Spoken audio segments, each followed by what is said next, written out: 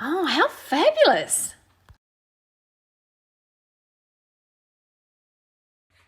Hi, welcome to How Fabulous by Toni and Co. I'm Toni, and in today's episode, I chat to the very fabulous Kyle Barnett.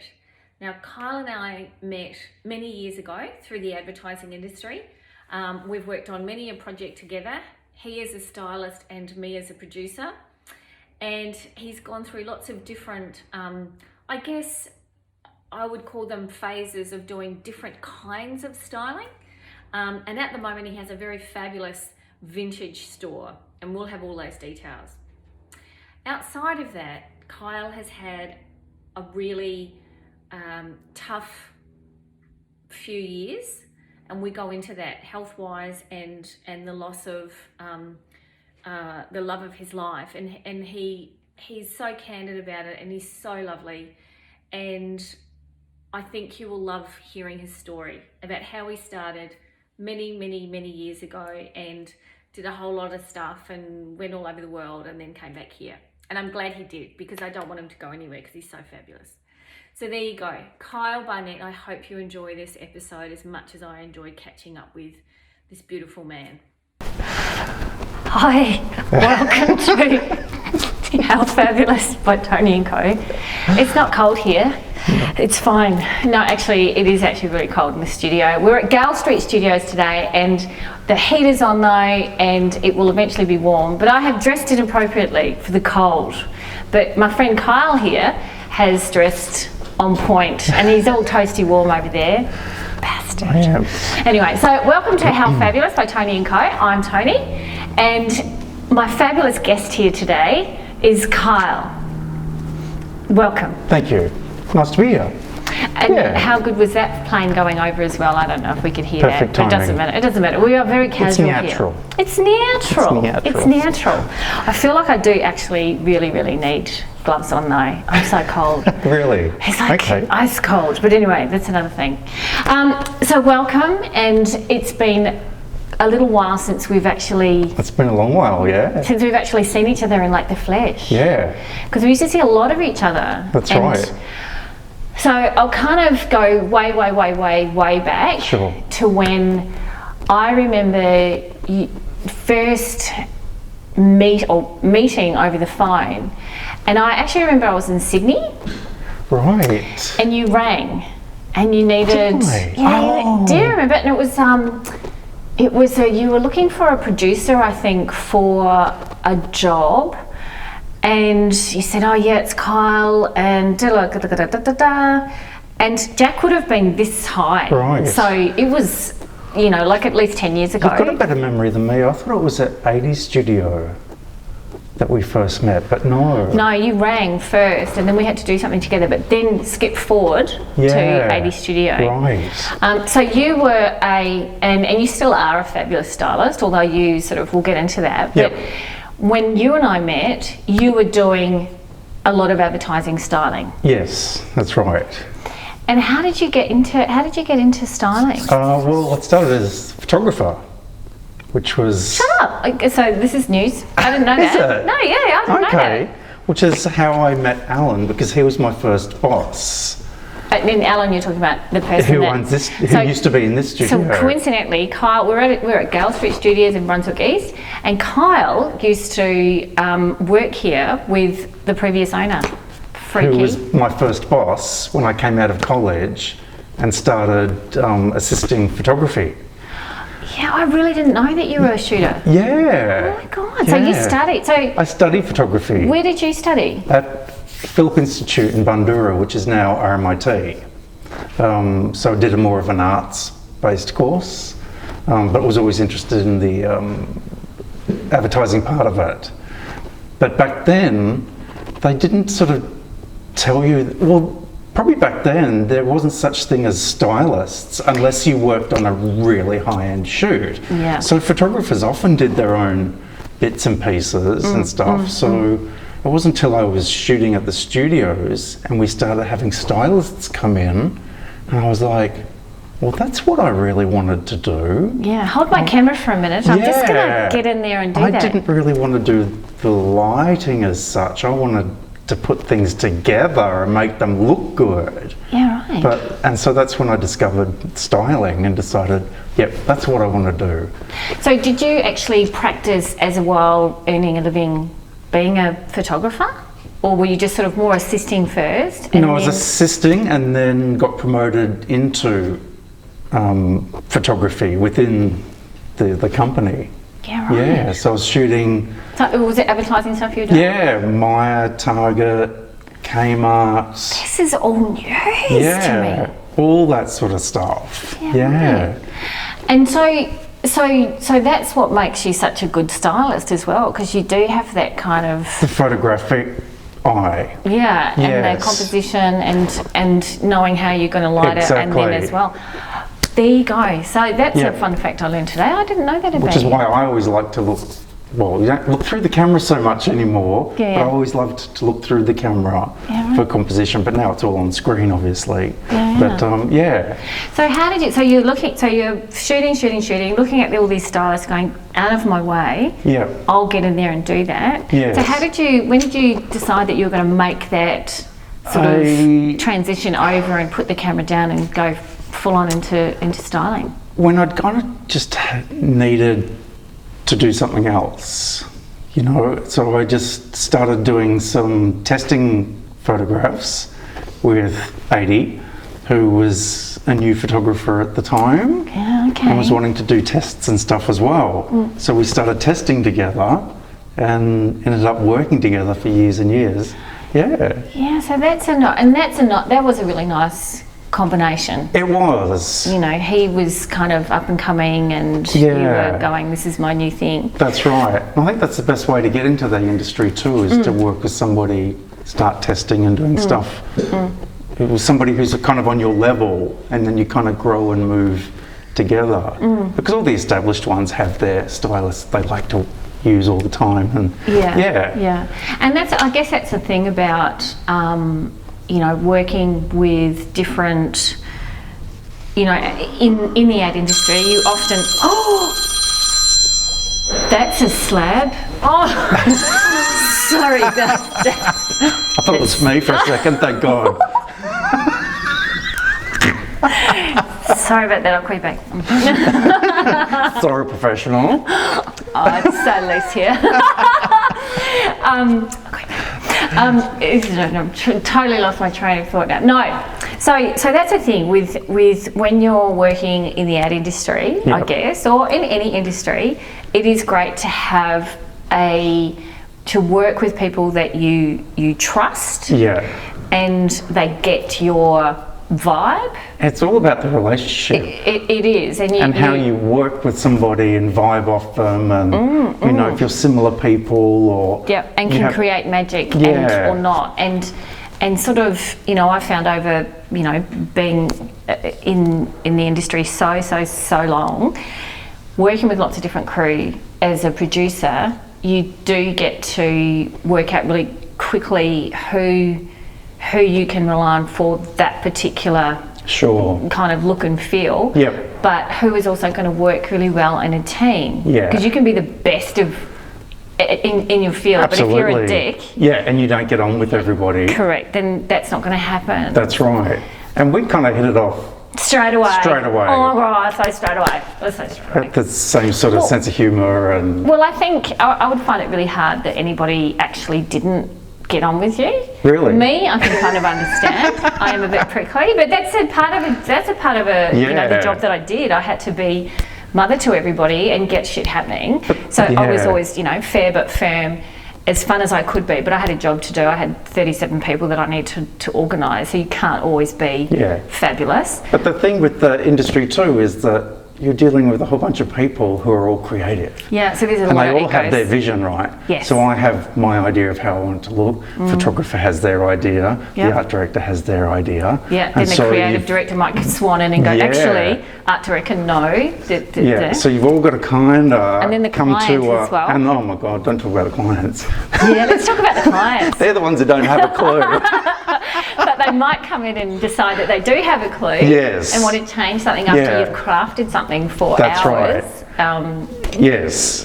Yeah. Especially when they just come in, you've set up something for like 3 hours and they just come in and pick up something and move it and you're like, yeah. I'm just going to go outside for a second. I'm freaking out internally and I'm just going to not do that. Yeah. But I mean, it is fun. So you obviously got some momentum going there, you got some great jobs going with 80 and you established yourself as a very excellent stylist. Thank you. And I remember there was and you do take your job very seriously, because I remember... Did I have a moment? I remember we did this job together and you had to get a van because you painted. I think it was Target. Can we say brand names here? What am I asking myself? Yes, can I? Yes, you can. You can say who the names are. So it was a Target ad, I think. You talk to legal. It's legal. Where's the legal department? And you painted these amazing big caterpillars and spiders, and they were you'd drawn them, you'd painted them, That's right. You'd cut them out of wood, and they were these huge big pieces. Yeah. And there was another shoot. I feel like we were on location. Oh, in the mining in the quarry. Yes, that one. And then there was another location at Ripon Lee. The bed. Yes, the Ripon. And anyway, so it was a combination of all these different shoots. Yeah. And there was a lot going into them. There was a lot happening. And I said, "Oh, Kyle, you have something to eat." And you went, "No, I don't eat until the I don't. It's me. It's me. I don't eat until this is finished." And I went, "Okay." you were so in the zone. It was like full on, and I went, He loves his job. My job was to make sure you didn't faint. I think that was in the quarry. Like it was, because it was quite a full-on location as well. But I remember the bed day was like 40 degrees. There it is. Yeah. Tontine. That's it. Oh my God, yes. Had real flowers in the background and they were just all going... That's right. And you were having a sweat on. I'm having a sweat on now, but it's menopause. Menopause, yeah. Yeah, and you were just like, I'm not eating. And your face was just like, I'm not eating. Get out of my face. Bitch. That's it. You should have just said that. I was like, But I thought that was a really, very, it kind of highlighted for me how much you loved what you did, because you were just so like, I don't need to be bothering with this foolishness of food. Yeah. My craft will sustain me.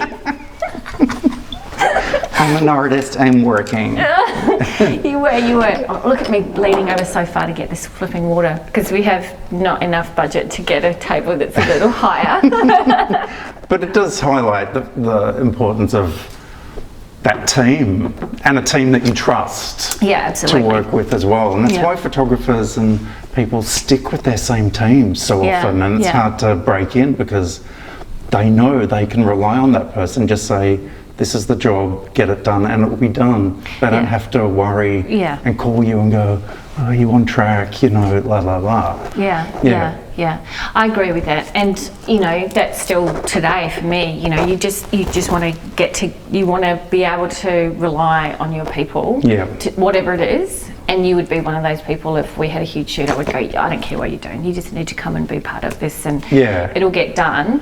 And I know that even if I'm on the other side of there, you're doing what you need to get done. You understand the brief back to front, you understand the budget. You're not going to be there, just talking about something else. You are focused on the job, and that's awesome. And I think that's a really good, so your work ethic, do you think that was something that was always in you? That you just really do work hard, because you've started, Room to Groove, Kyle Style, the Prop Hound, That Girl Vintage now. So you've got yet another business that you're doing. Where did that come from? Like, what was where's your drive come from? It comes from, I think, not wanting to regret having given it a go. Like, if I fail, it doesn't matter. Though it kind of does, but at least I go, I won't leave this world with what if I had done that? What if I'd followed that dream? You know, I guess the money was never really a priority. Yeah. It was having a go and just seeing if I could do it.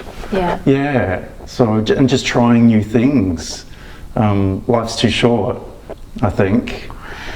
Yeah, I agree with that. And so you've always been driven and you've always worked for yourself? Yeah, pretty much, except for the first like 7 years straight out of college at the photographic studio. But I did leave there after 4 years and went backpacking around Europe because I went to Canada to be an actor. And another thing I've found out. So I was going to Vancouver to be an actor. Really? Why Yeah. Vancouver? Oh my God, I love it. You would have been fabulous. Because, yeah, I mean, you couldn't get into the United States, but Canada you could, and it was like, it to was be Hollywood. either an actor or nanny as well. Two things that you can do in Canada. Because I always wanted to go to Canada to be a nanny. Right. Imagine me as a nanny. Holy moly. Get shit done. Yeah, it'll be regimented. But it was Hollywood North. Like, they were filming so much stuff in Canada that was supposed to look like America and, you know, all that sort of stuff. Oh my gosh, so tell me what happened? I kind of got there and I started working at a big brain name coffee house that started in Seattle. Gosh, I wonder who that was. And even one of the girls I worked with in that coffee house had dated Johnny Depp, you know, because did. it was Canada and, you know, all that sort of stuff. And we always had, you know, I served Paula Abdul and Emilio Estevez and all Emilio. these. I've just been listening to Rob Lowe's book, an Audible book. Right. And it was actually really interesting. And he kind of he worked very hard, but he always wanted to be an actor. And they just happened to move just down the road from Emilio Estevez and Martin Sheen and all that kind of stuff. So then, you know, and then they of course became Hollywood's Brat Pack. Sure. So Emilio, was he nice? Paula Abdul. I still remember what she ordered. They were going out. Oh That's God, right. Yeah, she was like, grande non-fat decaf mocha, hold the whip. I remember what she ordered. That's not even a thing. That's not even a... I don't remember what she ordered. So. Oh my Yeah, so I went there to do the acting and realised and I was in a little extra part in a Lisa Hartman movie. You know, she was... Lisa Hartman. She was from Knots Landing. I was going to say, yeah. CG, the singer. Knots Landing. So, yeah. And then I kind of realised it really wasn't for me. And why wasn't it for you though? Because I think you would be really good at it. I was too... And also I still think you should be doing modelling. Self-conscious. I was too self-conscious. Yeah, right. Yeah. And you went to Canada to find that out. I know, it's come a long way, isn't it? It was part of Kyle's journey to go halfway across the world. But that's the thing about going to... Because I lived in Vancouver for a year. So that's the thing about going to another country too. You're so anonymous. You don't have those preconceived ideas of friends and family, of who you are. You rock up into a city and you find a new life. Yeah. And you kind of start from scratch. And that's what was really freeing about it, I think. And I was able to kind of realise. So how old were you at that stage? I was 25, 26. Ah, so still a young man. Yeah, so that would be an interesting thing. So on your own there, pretending to be a model, pretending to be an actor. Actor. Yeah. And were you kind of cultivating any kind of American accent? No, or you were not just at trying to all. be an Australian? Yeah, I was just being Australian. Yeah. And then you went, okay, that's the last mocha half cast with whipped cream I'm going to serve. That's it. Well, then I decided while I was in Vancouver that I would do a cinematography course. Right. Yeah, so I was going to I wanted to do film. So I applied to Swinburne Film and Television. So back in Australia? Yeah, right. Yeah, so did the test and got to an interview stage. And out of thousands, I got to an interview, but You must be pretty good, actually. yes, I thought I was. I think you would be very excellent. Make something. We should make something now. I feel like I'm going to do it. Yes. Yeah, and then, but I could sort of tell, like the moment I walked in the room, that I wasn't in. Like they kind of just looked at me, because I was a bit daggy back then. No. I was No, you really weren't. daggy. Shut up. You weren't. You can't. I was. What do you mean? What do you mean you were daggy? Like what were you Just, I didn't really know how to dress. I wasn't like a cool filmmaker, you know. I just. Yeah, but look at Peter bloody Jackson. Shit, man. It's not what you look like. It's fucking content. I know. It's like what's but my in content there? was good enough to get in, but I could just tell the moment I sat down, they were like, yeah. Wow. Yeah. Okay. But I didn't get in. And then I Yeah. figured, you know, by the time I reapply again, and then it's the year after that, you know, I'm going to be hitting 30 by the time I get to film Wow, school. that's real old. It is when you're trying to start a new career. Don't you see that thing on Facebook? You know that thing that goes around every year? There's this The thing that meme? says, you know, such and such was still working at Starbucks when they were Right, 25. yes, and yeah. Tina Fey didn't do this, and True. Morgan Freeman didn't get his first gig until he was 60 or something, yeah, wasn't 60, it? and Yeah. someone didn't get a role. Someone was still being a graphic designer at whatever. Yeah. So 30 Yes. is still really Yeah. like young. You know, like when I was 30, I still had 17 jobs. I didn't still know what I was doing. Yeah, that's right. So, and at 50, I think, you know, this is the first day of the rest of my life. What the hell am I going to do now? You know, the world is my oyster. Yeah. So, you know, you can't. I don't think you can. I guess But not. when you are that age, Yes. it does feel like you've got to do something. You've got to get establish that career You've got to going do it. and- It's got to yeah, be everything. exactly. But you know, hindsight's an interesting thing. So to look, I didn't remember. get in, and I gave myself that one chance, and just and then so I went, and then funny enough, this photographic studio had a job going again, and I was like, oh God, I don't want to go back there. I don't want to go back there. But you know, I just got back from overseas. I had no money. I was like, oh, okay, let's do it for 12 months. Yeah. You know, 3 years later, Yeah. I'm still there. Yeah. And that's when digital photography came in, right? So Fandango. that studio was the first studio in Australia to adopt digital photography. Wow. And everybody else in the industry was going, no, Nah. this will never take off. Like television. This will never take off. And because those studios were undercutting a lot of small photographers on price because they could churn it out a lot quicker with digital. So I was one of the first people in Australia to be trained in digital photography. Oh wow. And everybody was going, no, this will never take off. And how wrong they were. And how wrong they were. Yeah. Yeah. Well, that's really interesting. So then you go and do that, and then you go, and I'm out being a stylist. I've given up my dreams of acting Yep. and being Singer, a director. actor, dancer. But now you can start doing it. Yes. You know, you're a late bloomer for that. You should totally be doing. You should be doing modelling. I totally. I think you should. We'll talk about that because I want you We'll to be talk doing. later. We'll talk later, and I think it'd be your agent. Yeah, sure. That'd be Yeah, great. yeah. Okay. And so you started all these businesses, Yeah. and again around creating. Yeah, everything, styling, you know, aesthetic. cinematography, styling, photography, vintage shop.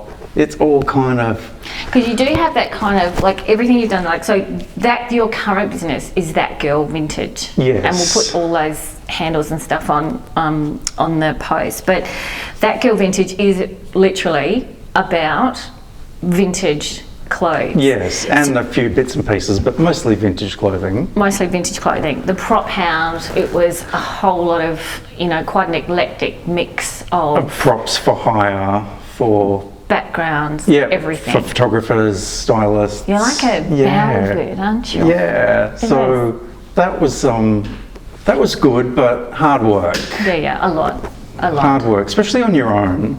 You know, working on your own in your own business when you haven't got somebody to bounce ideas off all the time and take some of the pressure. Yeah. It's hard work because your partner can only do so much. Yeah. You know, especially if they don't understand your business or industry.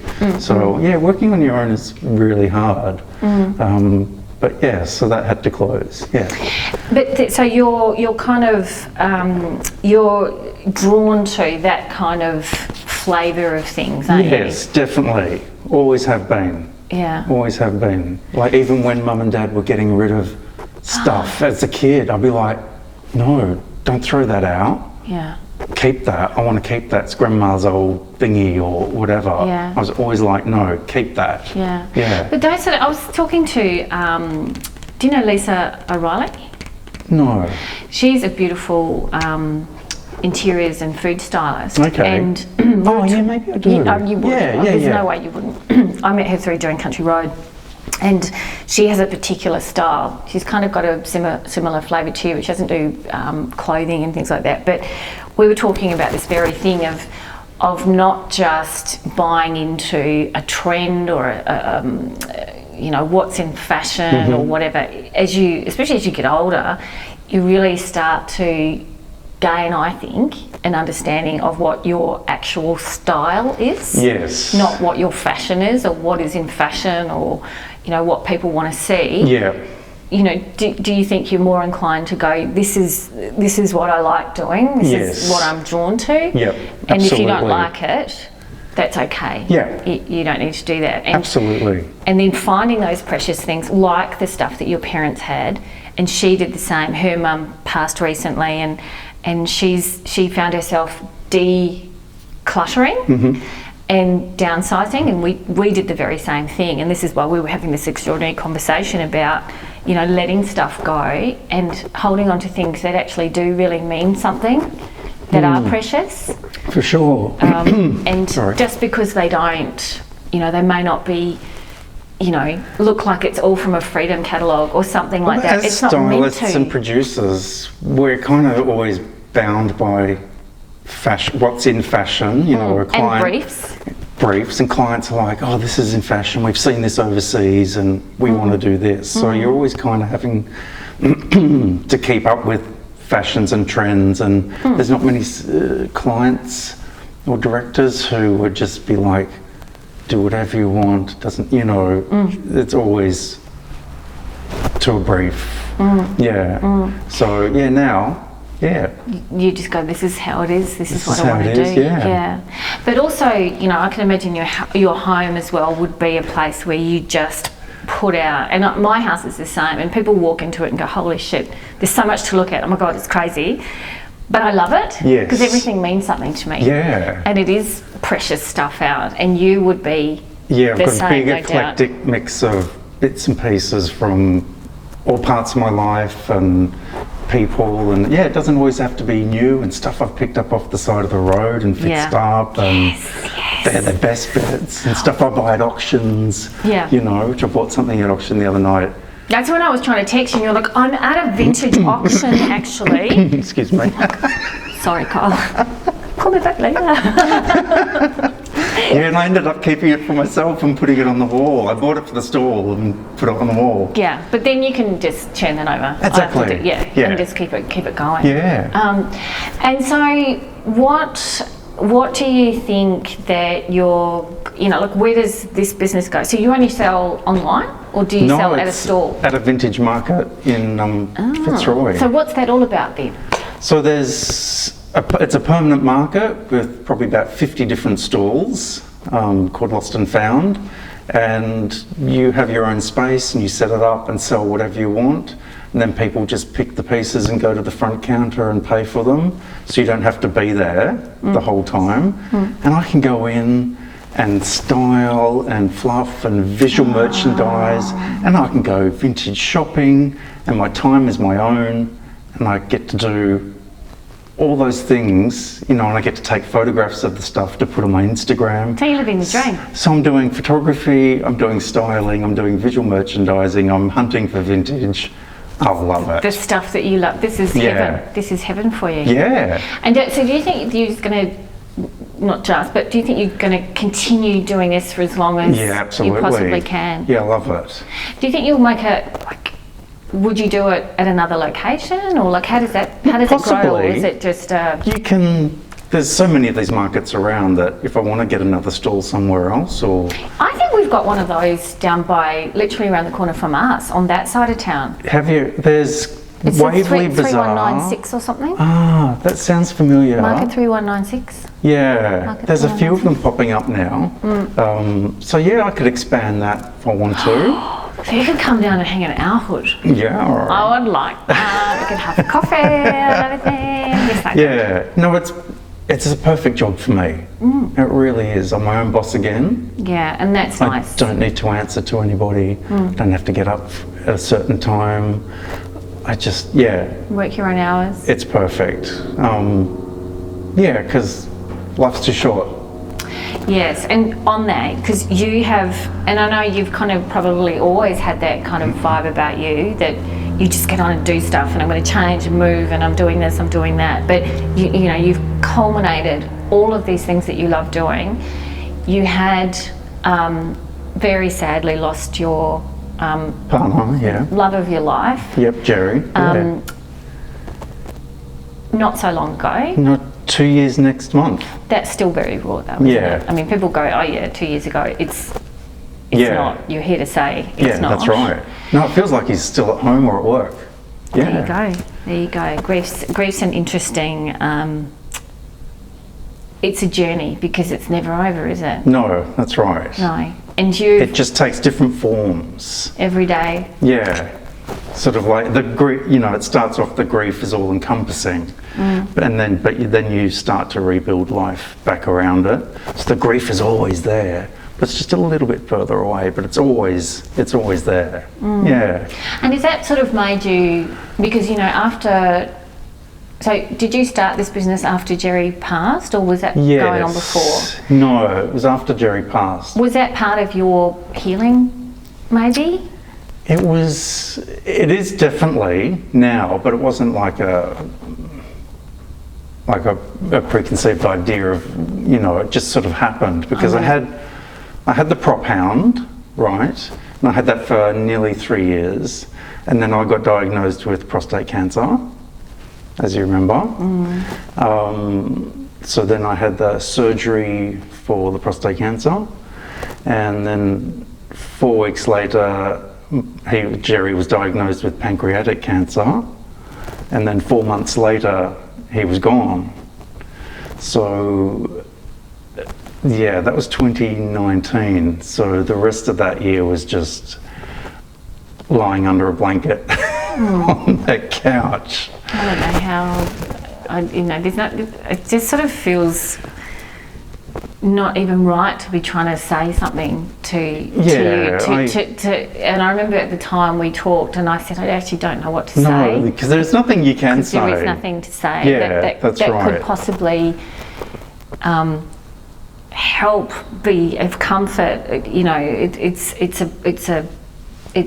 your journey, and it's been a really sad one. And I feel really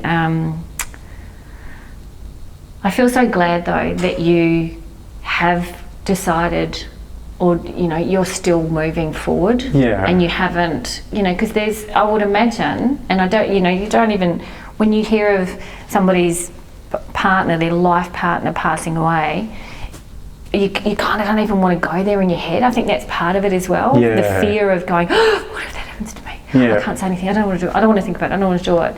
And here you are, you know, getting on with life, getting up every day, Yeah. starting and moving forward, and never ever forgetting. And 2 years is not very long at all. Because I was going to say you don't get a choice, but you do get a choice. You can curl up and die yourself, or you can get on with stuff.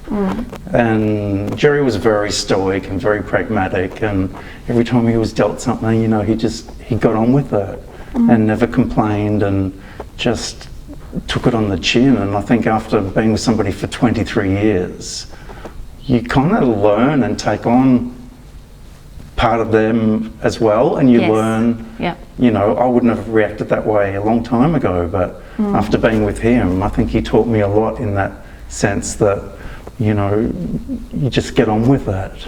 Yeah. And that's a beautiful legacy, you know, and that's something beautiful that he has taught you. Yeah, and imparted into my personality almost. Yeah, that you can. That's now part of my personality.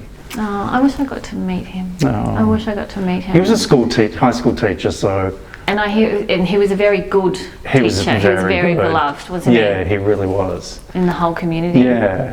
Oh, Gerry. So, then, you know, my first sort of time, you know, sort of coming out of the shell of grief and thinking, shell shock, because it's really shocking, isn't it? Yeah.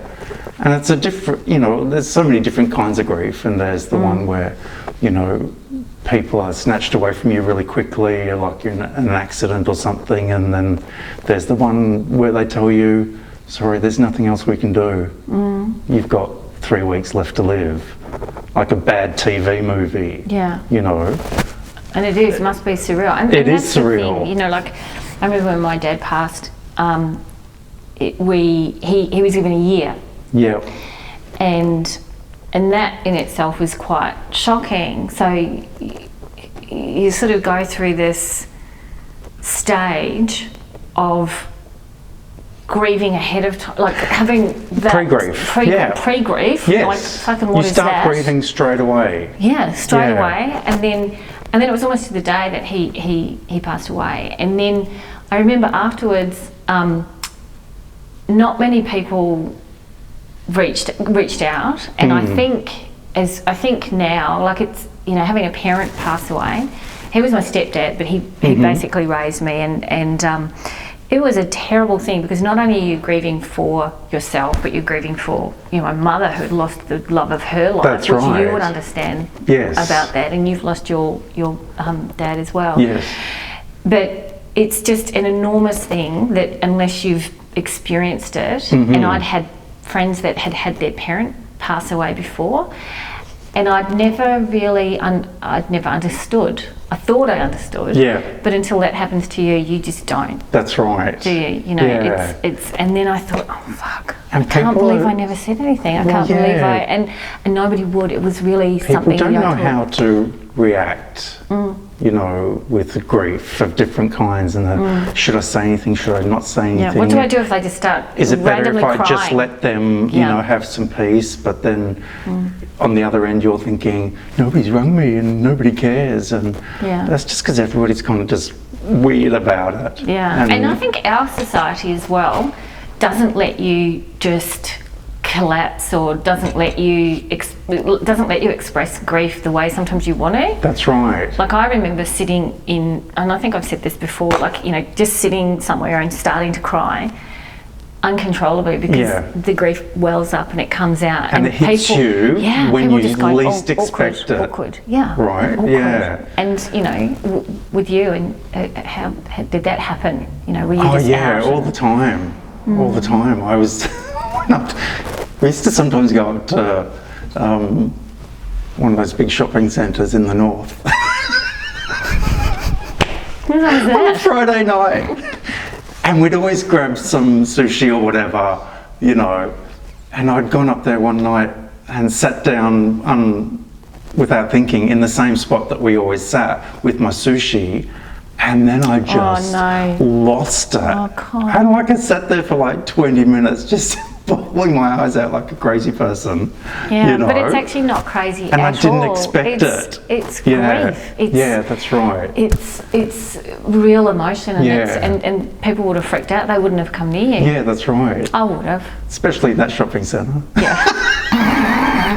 Probably might have tried to steal your wallet instead. But grief takes on so many forms, and it doesn't follow a pattern. So when somebody sees you getting on with life, they're like, oh, well, they're clearly not that upset, or you know, because grief has a look.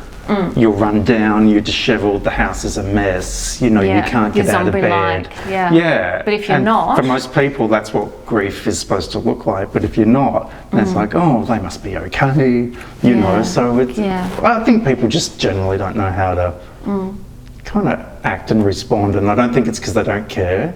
It's because they become so uncomfortable with talking about it. They don't want to upset you and stuff like that. But or showing emotion, and is that? I think just talking about these sorts of things, you know, whether it's my cancer or it's grief or whatever, hopefully helps other people. I hope it does. I'm sure it does. I'm really sure it does. Yeah. It's like I've had quite a few guests on that. One lady, she is very, very open about her pregnancy journey and having children, and just gets it all out there. Yep. The Peninsula Mama. And I said to her, I wish I'd had someone like you. I mean, I'm not even sure we had internet when my son was born. Didn't even know if we had mobile phones, did we? I don't even know if we had lights. Yeah. I think I was still hanging around like a candle. Are you awake? But it was, you know, and I said, God, I wish I had someone like you, just to be able to who wasn't the midwife, who wasn't, you know, a parent, who wasn't a parent-in-law, who just was on my level and, you know, let me know it was okay to be freaking out. Because even when we went to Mother's Group, it was, you know, oh no, we're all fine. We're fine. We're fine. We're fine. We're like, and you think every other mother, not fine. I'm freaking out, man. And you think they've all got it together, and you're the one who's like not handling it. Exactly. But I think she's opened up a whole big conversation with a whole lot of people to do that. And I think, you know, sometimes it's people need to connect with somebody else, and even if it is on a public forum, like I'm not sure how I would, if I would do that, but you know, and another lady is talking about something else, you know, that's affected her and mental health and all these sorts of things. But I think regardless, I think it's a good thing, because if it helps one person be able to feel more comfortable or go, oh, particularly men who are so bad no, I don't need to go to the doctor. Emotion, I don't need to pretend, you know, everything's fine. I will be, and it is fine. Yeah. That's what they're saying, you know, but it's not. It's okay to just be talking about it and feel it and live it, and, you know. So I think having conversations like this, in forums like this, and just being out and doing your thing is it's a very cool thing. Yeah. Why don't you start like a show, like a men's show? Men's health. Like a men's health. Like a men's health. Maybe we can have you in every season for a little bit of an update. Got a prostate question on your man. So yes, well, there's another guest that's coming up at the end of this season, and he's had. He had prostate cancer. Right. And he was telling me how he found out about it. Right. And I won't ruin the ending. No. He's all good. Spoilers. But he tells about how he did it, and I'm like, do you know what? No, I would never have guessed that that's what you should be doing. Yeah. So there's that. Yeah. So encouraging people to talk about it and be real and truthful about it. And I think when you hit a certain age level. Okay. Crickets. Yeah, because you're a lot older than me. That's right. You kind of don't give a shit anymore. Well, that's right. I mean, what are you going to care about? Yeah. Like, it is what it is. I can't help it. You know, it is what it is. You know, so yeah. That's what the name of your show should be. It is what it is by Kyle. With Kyle Style. Okay. That's what it is. So next time I'll be a guest on your show. Okay. Just, I don't know. Do you like our real trees? I feel like it's going to fall on me. Thank you so much for coming in. Oh, it's been great. It's been nice just seeing your beautiful face again. Oh, thank you. You know, I miss working together. Like it was always so much fun. So much fun. Even if there was no eating. Even if there was like, get that food out of my face. Like, okay. Let's take that muesli bar. It's not even muesli bar. Just a little bit. Just a little bit. Throw crumbs at that and I can peck. What if I blend it for you? But we were like this on shoots, yeah. We were just. It was fun. We had to. We spent all these long days on set, and it was great. But we were always like really in the zone. But we always got the job done. Oh yeah. In fact, yeah, a lot. Big, beautiful jobs, but having fun, but just, you know, letting being professional about it. Yeah, I guess of course. That's the thing. Yeah, you have your moments where you can, you know. But it's so much fun. And also there's another plane. Are we on like a flight path here or something? I don't know. Anyway, so thank you, and we'd love to have you in again. I love you more again. Oh my God, I love you more again. Do it. We can't say it on here because I'm not even sure we're allowed to be swearing, but anyway. You might have to beep a couple of... Can we do beeps? Okay. Yeah. Mwah.